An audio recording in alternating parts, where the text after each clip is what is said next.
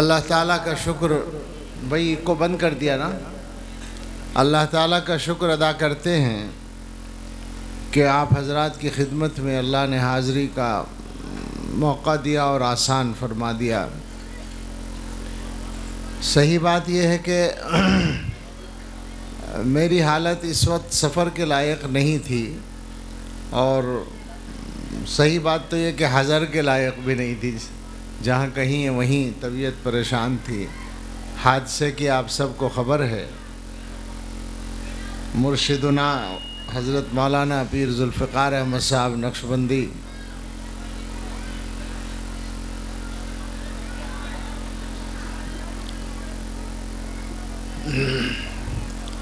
رخصت ہو گئے ہیں دنیا سے، اور جو نقصان ہوا ہے اس کو جاننے والے کچھ جانتے ہیں۔ ہمارے لیے یہ ایک مشکل وقت ہے، مشکل مرحلہ ہے۔ آپ سے درخواست ہے کہ ہمارے لیے بھی دعا کریں، اور حضرت کے لیے کہ اللہ ان کے ساتھ خاص رحمت کا معاملہ فرمائے اور ہمارے لیے اس مشکل کو آسان فرمائے۔ صرف یہ حاضری جو ہوئی رفیق گرامی حضرت مولانا محمد اصغر صاحب کی کہنا چاہیے رعایت میں ہو گئی، ان کے حکم کی تعمیل میں۔ یہ میرے ساتھی ہیں مولانا اصغر صاحب، اور ایک دوسرے ساتھی آج ملے مولانا فاروق صاحب۔ یاد ہمیشہ رہے، ملاقات کبھی نہیں ہوئی، اسی سال ہوئی۔ ان سے پچھلے 2 ہفتے پہلے جو آیا تھا وہاں ہوئی، اور مولانا فاروق صاحب سے آج ہوئی۔ ہجری اعتبار سے، چاند کے اعتبار سے 40 سال کے بعد۔ 1407 ہجری میں ہم لوگ گنگوں میں پڑھتے تھے، اور اب یہ 1447 ہے۔ تو ساتھیوں کا لحاظ بھی ہوتا ہے، اور مجھے الحمدللہ اپنے تمام ساتھیوں سے تعلق ہے، اور تمام ساتھی مجھ سے محبت کرتے ہیں۔ تو اس دباؤ میں سچی بات یہ ہے کہ میں حاضر ہو گیا۔ اب چند منٹ بات کرنی ہے۔ میری گزارش یہ ہے، یہ ادھر بچیاں ہیں، عورتیں ہیں، ذرا آپ لوگ بھی آواز بند کر لیں تو بہتر ہے، تاکہ مردوں کو سننا آسان ہو جائے۔ آپ کو تو اختیار ہے سنیں نہ سنیں۔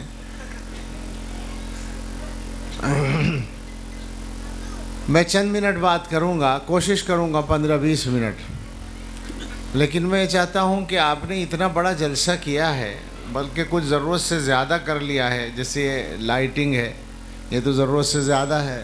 آپ گنیں گے اگر تو یہ شاید 25-30 بڑی وہ لٹکے ہوئے ہیں، ضرورت نہیں اتنی، لیکن خیر چلیے آپ نے کر لیا۔ اور ظاہر ہے کہ شرکت کے لیے آنے والوں نے بھی خاصی مشقت اٹھائی، ہم جیسے دور دراز والوں نے بھی اور قریب والوں نے بھی، بلکہ مقامی لوگ بھی اپنے معمولات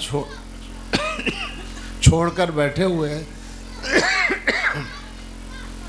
تو اس ساری محنت کا نتیجہ کیا ہے، مجھے بس یہ پوچھنا ہے آپ سے۔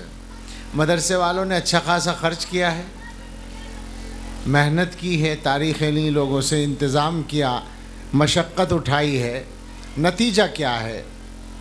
اگر نتیجہ یہی ہے کہ جلسہ ہونے سے پہلے اور جلسہ ہونے کے بعد حالات ایک جیسے رہیں، تو آپ کا آنا بھی بیکار، ہمارا آنا بھی بیکار۔ چھوڑ دیں جلسہ کرنا۔ اگر ہم اپنے جلسوں کو اتنا بے مقصد رکھتے ہیں کہ ان کا کوئی نتیجہ نہ نکلے، تو کیوں کرتے ہیں آخر؟ کوئی شان تھوڑی دکھانی ہے۔ ہمارے پاس شان دکھانے کو رکھا کیا ہے؟ مسلمان بہت سی چیزوں میں شان دکھانے کی کوشش کرتے ہیں، کیا اٹھتا ہے؟ سارے مسلمانوں کا مل کر بھی کوئی حیثیت نہیں ہے۔ تو اصل مسئلہ یہ ہے کہ کوئی تبدیلی آنی چاہیے، کوئی اچھائی آنی چاہیے، کوئی فرق پڑنا چاہیے، ورنہ اتنے اچھے مقررین نے تقریریں کی ہیں۔ ابھی ہمارے دوست مولانا مستقیم صاحب ہاپوڑ کے مشہور استاذ بھی ہیں اور مشہور مقرر بھی ہیں، وہ اچھا بیان کر رہے تھے، اچھا مضمون تھا، مسلمانوں کو بھی گویا پیغام دے رہے تھے اور دنیا کو بھی پیغام دے رہے تھے اسلام کے بارے میں۔ مولانا فیاض صاحب اس سے پہلے آپ کے علاقے کے مشہور مقرر ہیں، اور بھی علماء نے، بیچ میں ایک اور عالم کا بیان شاید ہوا تھا. تو یہ سب محنت کر کے چلے جائیں اور آپ اس سے کوئی فائدہ نہ اٹھائیں، تو میں تو بہرحال یہی کہنے پر مجبور ہوں کہ خواہ پیسہ خراب کیا، خواہ وقت خراب کیا، کیا ضرورت ہے. مدرسے والوں نے تو غلط نہیں کیا، ان کا کام تو ہو گیا، ان کو اپنی کارگزاری پیش کرنی تھی، وہ ہو گئی. ان کو اپنے بچوں کے سروں پہ دستار باندھنی تھی، وہ ہو گئی. مدرسہ ناکام نہیں ہے اپنے پروگرام میں، مگر ہم اور آپ اگر یہاں سے جانے کے بعد اپنے آپ کو کچھ بدلتے نہیں ہیں تو ہم ناکام ہیں. بدلنا کیا ہے؟ ایمانداری سے ہر آدمی غور کر لے اپنے بارے میں، تو اسے پتہ چلے گا کہ صبح سے شام تک جتنے کام وہ کرتا ہے تقریباً سبھی کو ٹھیک کرنے کی ضرورت ہے. میں اپنا تجربہ بتاتا ہوں، نصیحت کے لیے بتا رہا ہوں، یعنی عبرت کے لیے بتا رہا ہوں، علماء سمجھیں گے کہ مجھے جب حضرت نے یہ اجازت بیعت دی، جس کو خلافت کہتے ہیں، تو اس کے 1 سال کے بعد پھر جانا ہوا اعتکاف میں. تو تنہائی میں موقع ملا، میں نے حضرت سے کہا کہ آپ نے یہ اجازت دی تھی یا عیوب کا آئینہ دیا تھا؟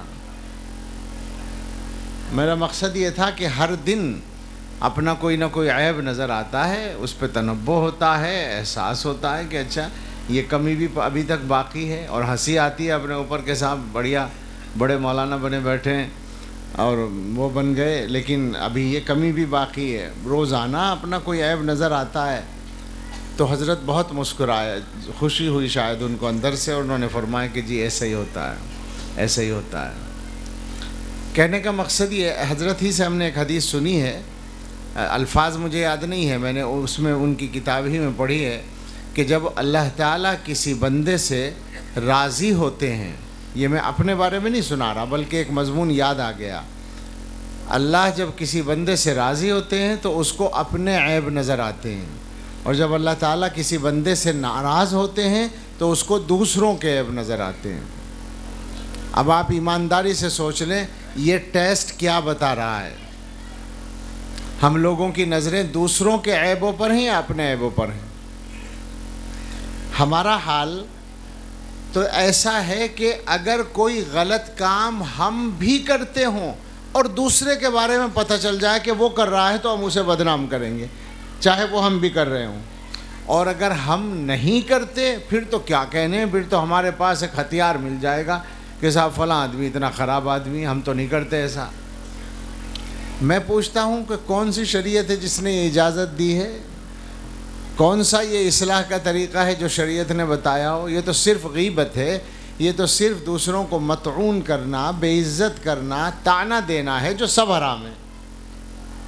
اگر اصلاحی کرنی ہے تو امر بالمعروف نہی عن المنکر ہوتا ہے اصلاح کے لیے. مگر میں علماء سے کہوں گا کہ ہم لوگوں نے بھی اس کو مردہ کر رکھا ہے، صاف بات ہے. ہمارا بھی طریقہ وہی ہے جو عام لوگوں کا طریقہ، ہم بھی غیبت ہی کرتے ہیں. جب ہمیں کسی کا عیب معلوم ہو جائے تو ہمارا رویہ کیا ہے؟ اصلاح کی کوشش یا غیبت؟ سادہ انداز میں سوچئے. تبصرے ہی کرتے ہیں نا اس پر، اور کیا کرتے ہیں؟ اصلاح کی کوشش کرتے تو اصلاح ہو جایا کرتی، مگر نہیں ہوتی. تو میں تو اپنی سب سے یہ بات کہنا چاہتا تھا کہ اپنے بارے میں غور کریں کہ کہاں کہاں انگلی رکھنے کی گنجائش ہے، کہاں کہاں ضرورت ہے. اگر آپ سوچیں گے تو جناب عالی پریشان ہو جائیں گے، اور یہی آپ کی کامیابی کا راستہ ہوگا اگر آپ پریشان ہو جائیں.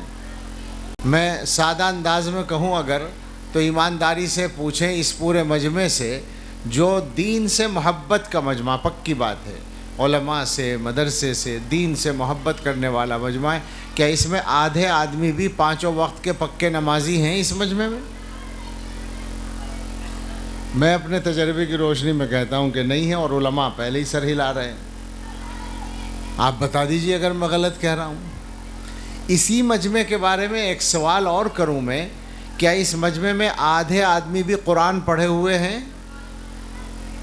یہ مجمع جو مدرسے میں بیٹھا ہے، مدرسے کے ذمہ داروں سے اور استادوں سے محبت رکھتا ہے، دین سے محبت رکھتا ہے، اس مجمع کے بارے میں میرے جیسا ایک آدمی آپ سے کہہ رہا ہے کہ آدھے آدمی قرآن پڑھنا نہیں جانتے، آپ میں ہمت نہیں ہے کہ یہ کہہ دیں کہ تو غلط کہہ رہا ہے.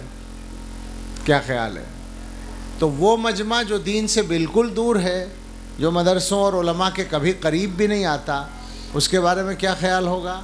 میں بتاتا ہوں، 90% سے زیادہ مسلمان بے نمازی ہیں، اور اتنے ہی مسلمان قرآن پڑھے بغیر زندگی گزار رہے ہیں.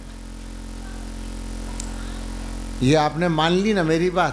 تو اب ٹھیک ہے، دنیا بھر کے تو ہم ٹھیکیدار نہیں ہیں، اپنے حصے کا کام ہمیں کرنا ہے. یہاں سے وعدہ کر کے جائیے آپ لوگ کہ جو بھی قرآن پڑھا ہوا نہیں ہے وہ ضرور قرآن پڑھے گا انشاءاللہ. اور جو اب تک نماز کا پابند نہیں، وہ انشاءاللہ اب نماز کی پابندی کرے گا. سب کہہ دیں ورنہ انہیں شرم آئے گی جو پابند نہیں ہیں. جو پابند ہیں وہ بھی کہہ دیں تاکہ آسانی ہو جائے کہنے میں. اور واقعتاً ہمیں بھی ضرورت ہے. میں یہ محسوس کرتا ہوں کہ جیسے کوئی شیطانی اثرات بکھرے ہوئے ہوں کہ جو لوگ پابند ہیں ان کی بھی نمازیں کبھی کبھی قضا ہو جاتی ہیں. پہلے ایسا نہیں ہوتا تھا. پتہ نہیں کیا بات آئی ہے، کیا تبدیلی آئی ہے. میں جانتا ہوں کہ پہلے جو لوگ نماز کے پابند تھے ان کی نماز سالوں بھی قضا نہیں ہوتی تھی، اب آسانی سے قضا ہو جاتی ہے. اثرات اچھے نہیں ہیں ماحول میں. تو ہم سبوں کو اللہ سے مانگنا بھی چاہیے اور پکا ارادہ طے کر لیں. 2 باتوں کا وعدہ ہوا ہے، ایک قرآن پڑھنے کا اور ایک نماز پڑھنے کا. اچھا، ایک وعدہ اور کرنا پڑے گا قرآن کے بارے میں، اور وہ ہے اپنے بچوں کو قرآن پڑھانے کا. اس لیے کہ بچوں کو اسکول میں پڑھانے سے کام نہیں چلے گا. اسکول میں پڑھانا ہے، ضرور پڑھانا ہے، مگر اس سے اصل کام نہیں چلے گا. چھوٹا کام چل جائے گا، بڑا کام نہیں ہوگا.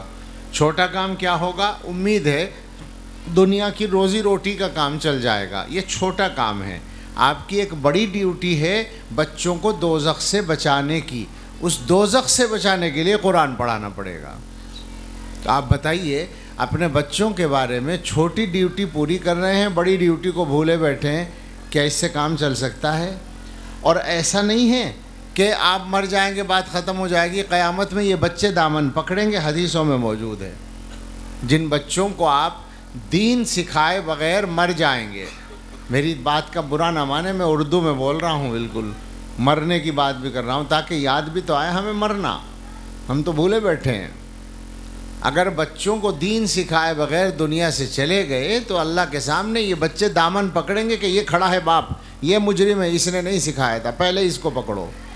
وہ بھی پکڑا جائے گا لیکن باپ بھی پکڑا جائے گا. قرآن میں ڈیوٹی لگائی گئی ہے کہ اپنے آپ کو بھی اور اپنے گھر والوں کو بھی دوزخ سے بچانا ہے. تو یہ قرآن کے متعلق 2 باتیں ہو گئی. ایک خود پڑھنا ہے، ایک اپنے بچوں کو، سارے بچوں کو پڑھانا ہے. اس کے بعد یہ کرنے کے کام تھے جو 2-3 آئے ہیں. ہمارے بہت سارے کام جو ہم نہیں کرتے، کرنے کے کام ہیں، وہ اس لیے نہیں کر پاتے کہ بہت سے ایسے کام کرتے ہیں جو کرنے کے نہیں ہیں. علماء ذرا محظوظ ہو جائیں، ایمانداری سے سوچیں کہ فہرست بنائیں اپنے کاموں کی صبح سے شام تک کی. تو اس میں سے اگر آپ سے کوئی محاسبہ کرے، بلکہ آپ خود کریں محاسبہ، کہ صبح سے شام تک جتنی باتیں زبان سے نکالیں ان میں سے کتنی جائز تھیں، کتنی ناجائز تھیں، اور جو جائز باتیں تھیں ان میں کتنی ضروری تھیں اور کتنی غیر ضروری تھیں. پسینہ آ جائے گا ایک دن کا حساب لگانے میں سچ کہہ رہا ہوں. بہت برا حال ہے ہم لوگوں کا. ہم لوگ یہ سمجھتے ہیں کہ زبان اللہ نے بولنے کے لیے دی ہے تو بولتے رہو. میں نہیں دیکھتا 2 مردوں کو بھی خاموش بیٹھا ہوا. وہ پرانے زمانے کا لطیفہ ہے نا کہ سب سے بڑا جھوٹ کیا ہے کہ 2 عورتیں ایک جگہ بیٹھی تھیں اور خاموش تھیں. میرے نزدیک یہ بدل گیا. اب مجھے کہیں 2 مرد بھی خاموش بیٹھے ہوئے نظر نہیں آتے ہیں. تکلیف میں کہہ رہا ہوں، میں مذاق میں نہیں کہہ رہا ہوں. مجھے حیرت ہوتی ہے، گاڑی میں چل رہے ہیں، 4 آدمی ہیں تو 2 کی ٹولی باتیں کر رہی ہے. بھئی کیوں کر رہے ہو باتیں؟ کوئی ضروری بات آ گئی ذہن میں یا کوئی اچانک بات سامنے آ گئی تو ٹھیک ہے بات کر لو، لیکن پورا سفر باتوں میں گزارنا ضروری ہے کیا؟ تھوڑی دیر کے لیے تلاوت نہیں کر سکتے؟ تھوڑی دیر کے لیے درود شریف نہیں پڑھ سکتے؟ تھوڑی دیر کے لیے اللہ کا کوئی اور ذکر نہیں کر سکتے؟ گاڑی میں بیٹھے ہوئے پورا سفر باتوں میں گزرے گا. ہم سب کا حال ہے یہ.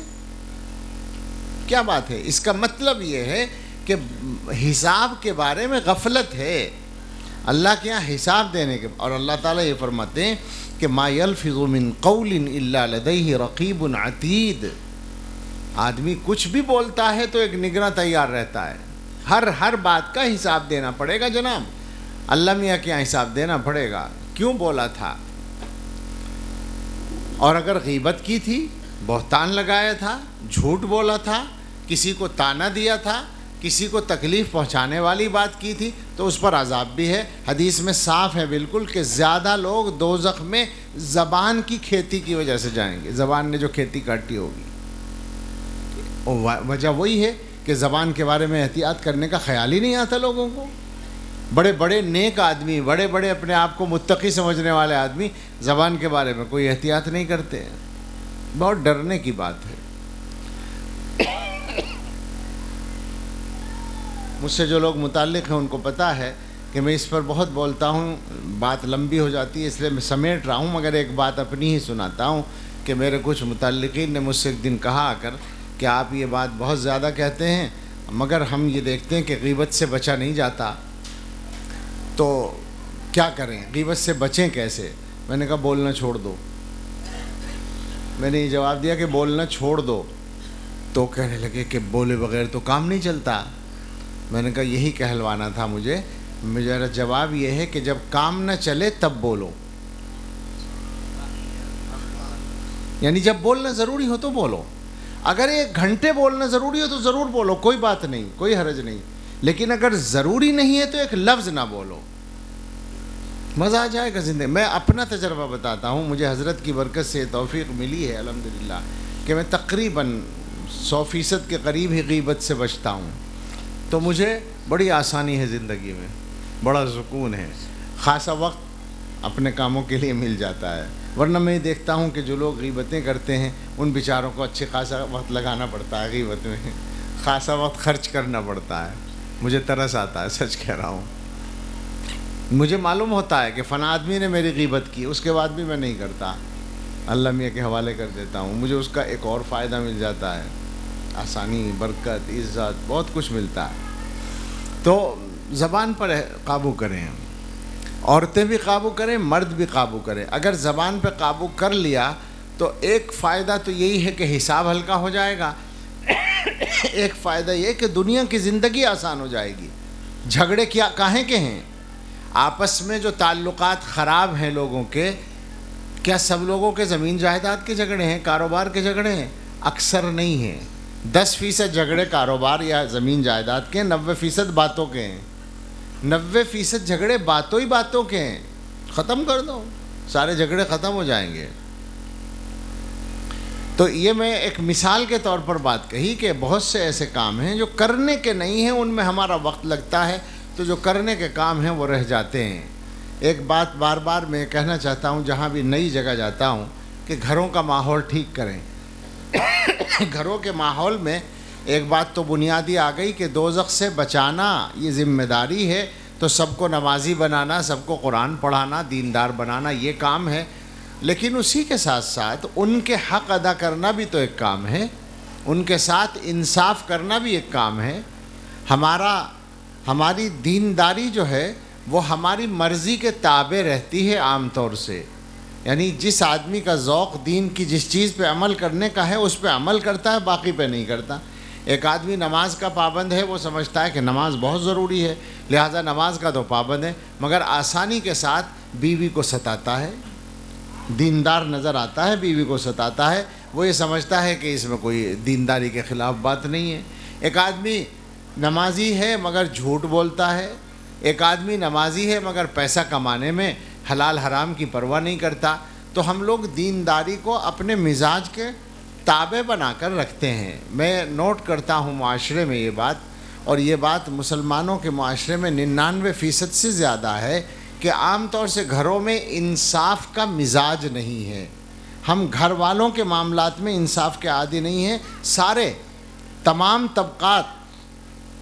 انصاف کا مطلب یہ ہے کہ گھر میں 2 آدمیوں میں کوئی بات ہوتی ہے تو ہمیشہ ہم صحیح بات کہتے ہوں، جو صحیح ہے اس کا ساتھ دیتے ہوں، ایسا نہیں ہوتا۔ خاص طور سے اگر بیٹے اور بہو کا مسئلہ ہے یا ساس اور بہو کا مسئلہ ہے، اکثر ناانصافی ہوتی ہے۔ یہ نہیں چلے گا، مسلمانوں کو اپنے معاشرے کو بدلنا ہی پڑے گا، ورنہ حالات ٹھیک نہیں ہوں گے۔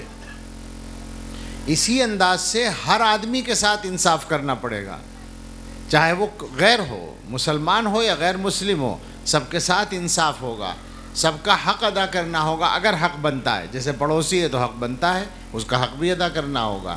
اپنے آپ کو بدلیے۔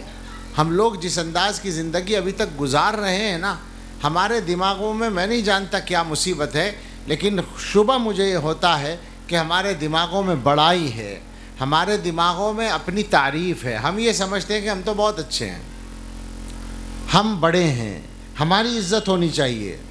ہر آدمی اسی چکر میں ہے، لہٰذا کسی کی نہیں ہوتی۔ اگر ہر آدمی دوسرے کی عزت کرے گا تو ہر ایک کی عزت ہو جائے گی، مگر اپنے کرنے کا کام نہیں کرتے، دوسرے کے کرنے کے کام کی فکر کرتے ہیں، تو دوسرا تو تمہاری بات نہیں مانتا، دوسرا تو تمہارے تابع نہیں ہے، وہ کیوں کرے گا تمہاری خواہش کے مطابق؟ تم اپنے حصے کا کام صحیح کر لو، جنت میں تم اپنے عمل سے جاؤ گے، دوسرے کے عمل سے نہیں جاؤ گے۔ علماء نے اس مضمون کو بہت تفصیل سے بیان کیا۔ ذرا پانی دیں۔ بس یہ جو قرآن کریم میں، قرآن و حدیث میں خلق کا لفظ آتا ہے، جس کے معنی اصلاً عادت کے ہیں یا برتاؤ کے کہہ لیجئے لوگوں کے ساتھ۔ الخلق الحسن جو حکم ہے وہ اخلاق حسنہ کا ہے یا حسن اخلاق کا ہے، خالی اخلاق کا نہیں ہے۔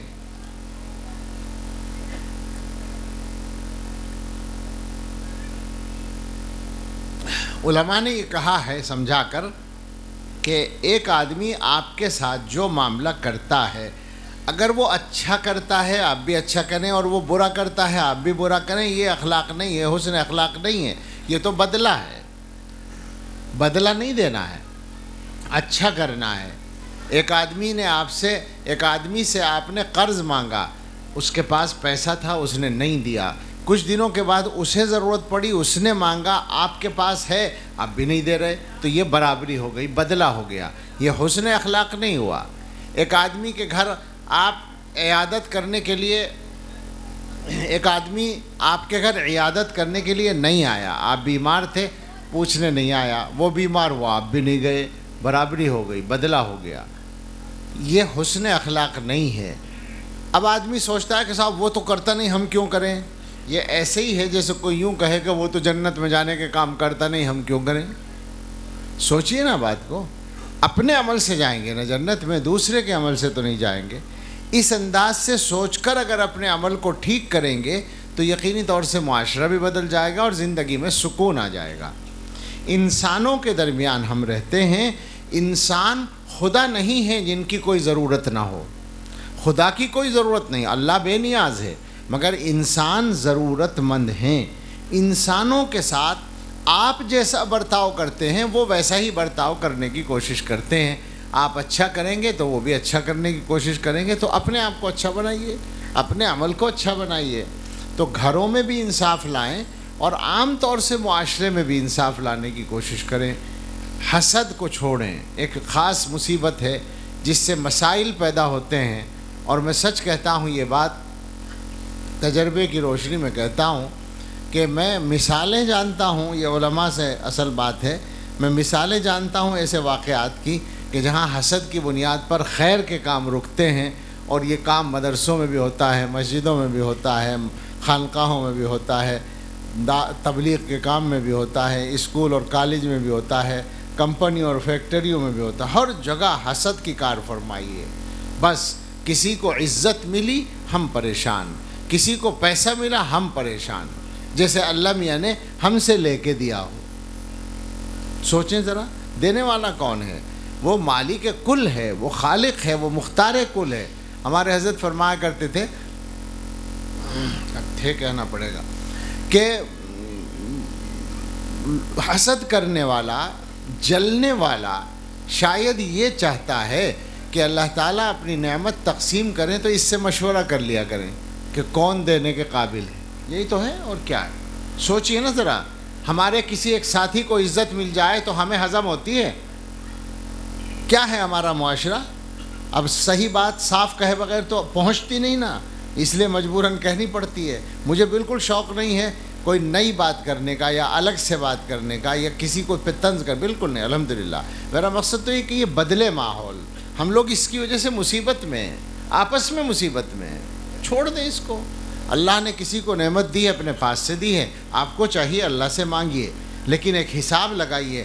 اللہ نے آپ کو جو دے رکھا ہے کیا اس کا آپ سے حق ادا ہوتا ہے؟ آپ کو جو دے رکھا ہے اللہ نے تو کیا آپ اس کے لائق ہیں؟ یہ بھی سوچ لینا چاہیے. اب اللہ نے کسی اور کو کیوں دیا ہے وہ دینے والا جانے، وہ اس کی حکمت ہے. اچھا اگر آپ جلتے بھی رہیں گے تو کیا کر لیں گے؟ تھوڑا بہت اس بیچارے کو نقصان تو پہنچا لیں گے، پھر اپنی مصیبت اپنے لیے مصیبت مول لیں گے، جہنم پکی کریں گے، اپنی نیکیوں کو ختم کریں گے. الحسد یاکل الحسنات کما تاکل النار الحطب، یہ موجود ہے حدیث میں. یہ تو حدیث ہے اور وہ مقولہ ہے جس کا ترجمہ میں نہیں کروں گا کہ لولا الحسد فی العلماء لکانوا بمنزلۃ الانبیاء. جلدی سے پڑھ دیا میں نے تاکہ پورا سنائی نہ دے. ایسے ہی کرتا ہوں میں. اس موضوع پر اصل میں بہت بات کرنے کی ضرورت محسوس ہوتی ہے. کبھی کبھی مجمع عام میں بات ہوتی ہے تو میں اس ٹکڑے کو بھی اور دو چار اور باتیں عربی میں بول کر آگے بڑھ جاتا ہوں تاکہ جہاں پہنچنی ہے پہنچ جائے. میں سچ کہہ رہا ہوں، مذاق نہیں، بالکل سچ کہتا ہوں. اسے چھوڑ دیجئے، زندگی آسان ہو جائے گی، کاموں میں خیر پیدا ہو جائے گی، کاموں میں سہولت آ جائے گی. اس بات کا ہر وقت یقین رکھیے کہ عزت دینے والا بھی اللہ ہے، پیسہ دینے والا بھی اللہ ہے. بس کوئی آدمی اپنے اختیار سے نہیں لے سکتا، کوئی آدمی زبردستی نہیں لے سکتا. یقین کو اگر ہم ٹھیک کر لیں تو زندگی گزارنا آسان ہو جائے. ہمارا یقین کمزور ہے، ہمیں اللہ پر یقین اپنا مضبوط کرنے کی ضرورت ہے. اگر اس جلسے کا یہی پیغام بن جائے کہ یقین لے کر جائیے، اور یقین ہر چیز کے بارے میں، دین کے بارے میں، دین کے ہر حکم کے بارے میں، اللہ اور اللہ کے رسول صلی اللہ علیہ وسلم کا جو حکم ہے وہ سب صحیح ہے، برحق ہے. اس بارے میں یقین مضبوط کریں. آج کی دنیا میں آپ کے دلوں میں یقین ختم کرنے کے لیے بڑی لمبی محنت ہو رہی ہے. شک پیدا کرنے کے لیے اللہ کے بارے میں شک پیدا کیا جا رہا ہے، حضور کے بارے میں، اسلام کے بارے میں، اسلام کے احکام کے بارے میں بے پناہ کوششیں چل رہی ہیں اور دل دماغ اس سے متاثر ہو رہے ہیں. اس کو ٹھیک کریں. ایک بات اور خامخواہ ذہن میں آ گئی، بولے بغیر رہا نہیں جاتا جب ذہن میں آ جائے. شادیوں کو ٹھیک کر لیجئے. ٹھیک کرنے کا مطلب ہے، میں بالکل یہ نہیں کہتا کہ کوئی خرچہ مت کیجئے، آپ نہیں مانیں گے. ایک گزارش ہے، اپنی حیثیت کے مطابق کر لیجئے بس. ایک بات. دوسرے، ناجائز کام نہ کیجئے. اس میں شادی کر رہے ہیں نا، شادی کا مطلب ہے کہ زندگی کے آگے والے تمام معاملات کی بنیاد رکھ رہے ہیں آپ. اس میں جب اللہ کی نافرمانی کریں گے تو اللہ کی طرف سے برکت ملے گی یا نحوست آئے گی؟ اچھا، دو باتیں کہیں ایک ساتھ. ایسا نہیں ہے کہ حیثیت کے مطابق ایک صاحب ارب پتی ہیں تو وہ 10 کروڑ خرچ کریں. نہیں، 10 کروڑ خرچ کریں گے تو ناجائز ہی کام ہوں گے. سب سے بڑا ناجائز کام کیا ہوگا؟ دکھاوا ہوگا. ابھی پچھلے ہفتے کی بات ہے، ہمارے علاقے کی ایک ویڈیو ایک صاحب نے بھیجی، ممکن ہے آپ نے بھی دیکھی ہو. ضلع شاملی کے ایک قصبے کی ہے. میز پر نوٹوں کی گڈیاں رکھی ہیں اور وہ بتا رہے ہیں کہ یہ 31 لاکھ ہیں. لال خط جا رہا ہے، وہ جو تاریخ طے ہونے کا خط ہے وہ جا رہا ہے. 15 زیور ہیں سونے کے اور 31 لاکھ روپے ہیں. یہ تاریخ طے کرنے میں جا رہے ہیں. اور اسی میں انہوں نے خوشخبری سنائی ہے کہ 12 لاکھ انگوٹھی میں دیے تھے. جب انگوٹھی پہنائی تھی لڑکے کو تو 12 لاکھ اس میں دیے تھے. تو گویا 50-60 لاکھ تو صرف شادی سے پہلے ہو گئے. ان کمبختوں سے کوئی پوچھے، میں گھٹیا لفظ بول گیا لیکن تکلیف میں نکلا زبان سے، کہ اگر تمہارے گھر میں ای ڈی آ کے پوچھنے لگے کہ یہ کیش کہاں سے آیا، حساب دو، کیا کرو گے؟ یعنی حماقت بھی تو ہے. نمائش کے شوق نے عقلیں ختم کر رکھی ہیں. غلط بات ہے. اس سے پہلے 3 ہفتے، شاید 1 مہینہ ہو رہا ہوگا، میرٹھ میں یہ ہوا. بارات آئی اور ماشاءاللہ پیسہ مسلمانوں کو اگر تھوڑا بہت مل جاتا ہے تو ہضم وزم تو ہوتا نہیں. یہ خاص عادت ہے مسلمانوں کی. ہم دیکھتے ہیں واقعتاً غیر بھائیوں میں، غیر مسلم بھائیوں میں کتنے بڑے بڑے مالدار ہوتے ہیں اور دیکھ کر جی چاہتا ہے کہ انہیں زکوٰۃ دے دو. ان کی ظاہری حالت دیکھ کر ایسے ہی لگتا ہے زکوٰۃ تو دینا جائز نہیں، امداد دے دو، صدقہ کر دو. مگر مسلمان قرضہ لے کر کلف نہیں ٹوٹے گا. تو 1 کلو سونا لے کر آئے دلہن کے لیے. 1 کلو سونا 100 تولے، 1.25 کروڑ کا بنے گا آج کل. ابھی اسی مہینے کی بات ہے. اتنا تو اتنے پیسے والے تھے، لیکن جب اتنے پیسے والے تھے تو ظاہر ہے دماغ بھی خراب تھا. وہ پٹاخے اور فائرنگ یہ سب ہو رہا تھا. فائرنگ میں یہ ہوا کہ دولہا کے بھائی نے بندوق چلائی اور ایک نوجوان لڑکی 18 سال کی اس کے پیٹ میں گھس کر گولی نکل گئی اور وہ وہیں مر گئی. 25 آدمیوں پر کیس ہوا، ہو گئی شادی. تو سب طے کر لیں، آسان بنانا ہے شادی کو. اور جو لوگ جہیز مانگیں یا جہیز کی طلب رکھیں ان کو رشتہ نہ دیا جائے.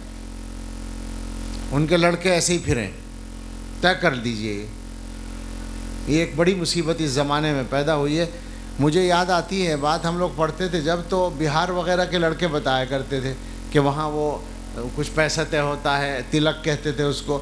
بڑا تعجب سے ہم سنتے تھے اس وقت میں کہ صاحب بہار میں تلک یعنی وہ روپیہ دینا پڑتا ہے جہیز کے علاوہ، دولہا کے حساب سے طے ہوتا ہے. اس زمانے میں 20,000 30,000 40,000، اب سے 40 سال پہلے.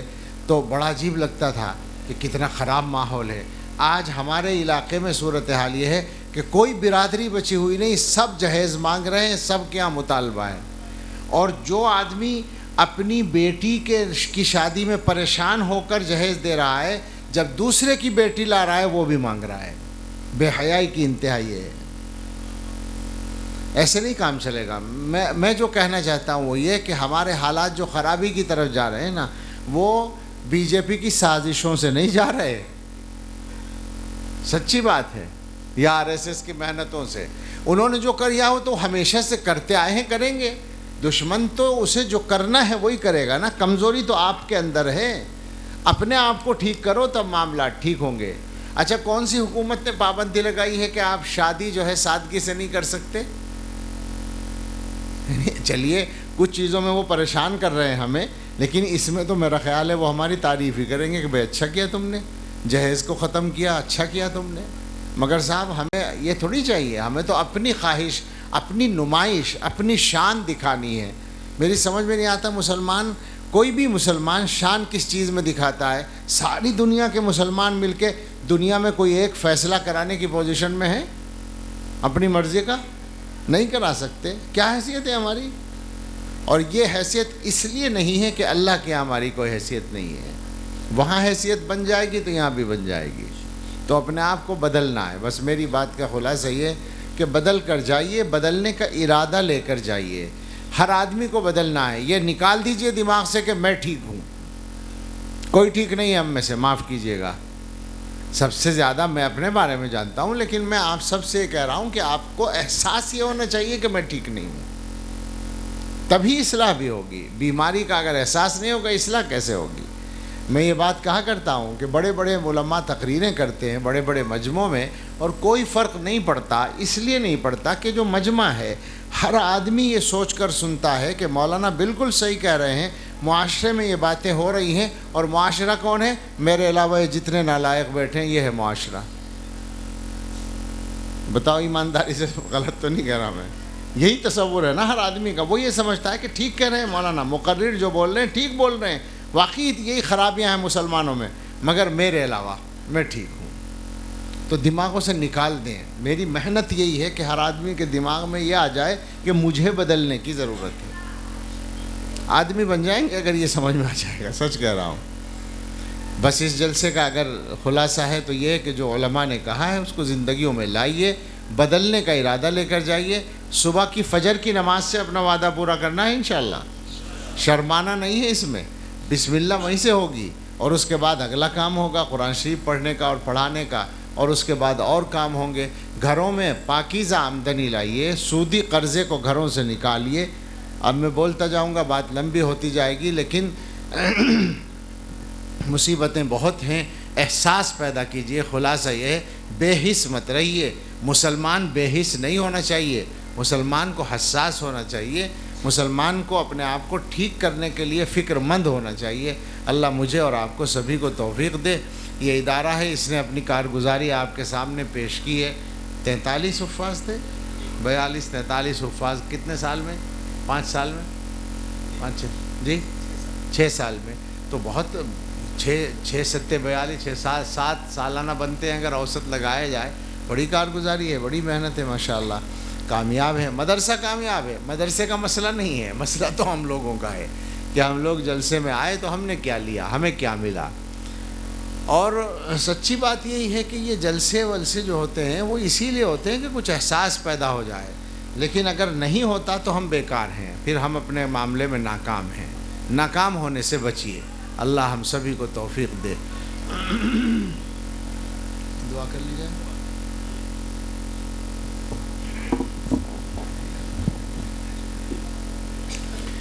سبحان ربی العلی الاعلی الوہاب، اللہم صلی علی سیدنا محمد وآلہ واصحابہ وبارک وسلم۔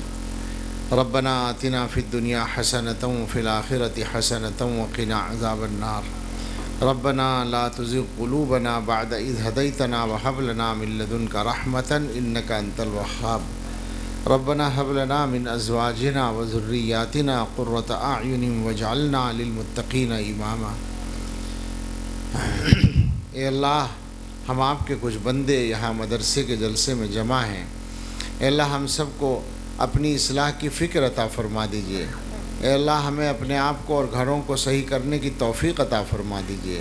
اے اللہ ہم سب کے گناہ معاف فرما دیجئے۔ اے اللہ گناہوں سے بچنا آسان فرما دیجئے۔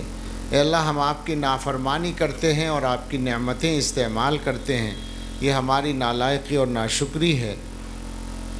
اللہ ہمیں اپنے فضل سے اپنے شکر گزار بندوں میں شامل ہونے کی توفیق دے دیجئے۔ اے اللہ اس جلسے کو قبول فرمائیے، اللہ اس مدرسے کو قبول فرمائیے، اس مدرسے کی محنت کو قبول فرمائیے۔ مولانا اصغر صاحب اور ان کے تمام رفقا، معاونین، اساتذہ، طلباء سبھی کی خاص مدد فرمائیے، نصرت فرمائیے۔ اے اللہ اس علاقے میں جو بھی ادارے مدرسے کام کر رہے ہیں، جو علماء کام کر رہے ہیں، جو دین کی خدمت کرنے والے محنتیں کر رہے ہیں، اے اللہ اپنے فضل سے ان تمام کو قبول فرما لیجئے۔ اے اللہ ہمیں معلوم ہے، ہمیں یقین ہے اس بات کا کہ آپ کا دین بے نیاز ہے، آپ کی ذات بے نیاز ہے، ضرورت ہماری ہے۔ آپ کا کرم ہے کہ آپ نے ہمیں اپنے دین سے لگا رکھا ہے۔ اللہ ہم اپنے لیے، اپنے بچوں کے لیے، اپنی نسلوں کے لیے یہ نعمت ہمیشہ کے لیے مانگتے ہیں۔ اے اللہ ہم سب کو، ہماری اولادوں کو، نسلوں کو دین پر استقامت بھی عطا فرمائیے اور دین کی خدمت کی توفیق بھی عطا فرمائیے۔ اللہ ہم سب کو علم نافع عطا فرمائیے۔ اے اللہ ہم میں، ہمارے گھر والوں میں، رشتہ داروں میں، متعلقین میں جو بھی بیمار ہیں، اللہ سب کو صحت کامل عطا فرما دیجیے۔ اے اللہ ہم سبھی کو تکلیفوں سے محفوظ فرمائیے اور آسانیاں عطا فرمائیے۔ اے اللہ ہم میں جو لوگ قرضوں کے بوجھ میں دبے ہوئے ہیں، اپنے فضل سے ہم سب کو قرضوں سے سبکدوش فرمائیے۔ اللہ جن کے پاس گھر نہیں ہیں، اچھے گھر عطا فرما دیجیے۔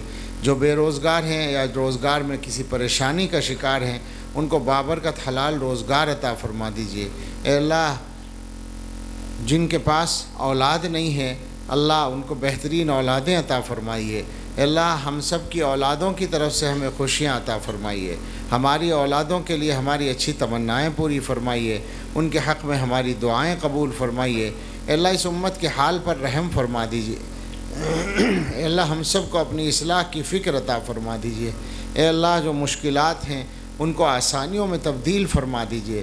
اے اللہ ہر صاحب ایمان کی جان و مال کی، عزت و آبرو کی، گھر بار، آل اولاد و کاروبار کی، اور سب سے بڑھ کر ایمان کی، دین کی حفاظت فرمائیے۔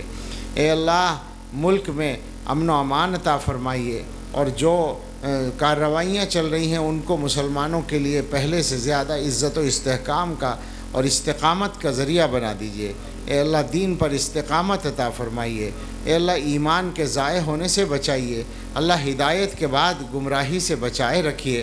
اے اللہ عزت کے بعد ذلت سے بچائے رکھیے، اے اللہ صحت کے بعد بیماری سے بچائے رکھیے، اے اللہ نعمتیں عطا فرمانے کے بعد زوال نعمت سے بچائے رکھیے، اے اللہ ساری دنیا میں اہل ایمان کو عزت و وقت کی زندگی عطا فرمائیے، اے اللہ ہمارے حضرت شیخ نور اللہ مرقدہ حضرت پیر صاحب نور اللہ مرقدہ کے ساتھ اپنی خاص رحمت کا ان کی جو آپ کے ساتھ محبت تھی اس کے بدلے میں اپنے شایان شان محبت کا معاملہ فرمائیے، اے اللہ ان کے پسماندگان کی مدد فرمائیے، ہم سب کی مدد فرمائیے، صبر آسان فرمائیے، اللہ ساری دنیا میں غم کی لہر پھیلی ہوئی ہے، اے اللہ بہت سارے لوگ ابھی تک بے قرار ہیں، اللہ سب کو سب کے اس جذبے کو ان کی دینداری کا ذریعہ بنا دیجئے، دین پر استقامت کا ذریعہ بنا دیجئے، ان کی اصلاح کا ذریعہ بنا دیجئے، اے اللہ ہم سب کو اپنی اصلاح کی فکر عطا فرمائیے،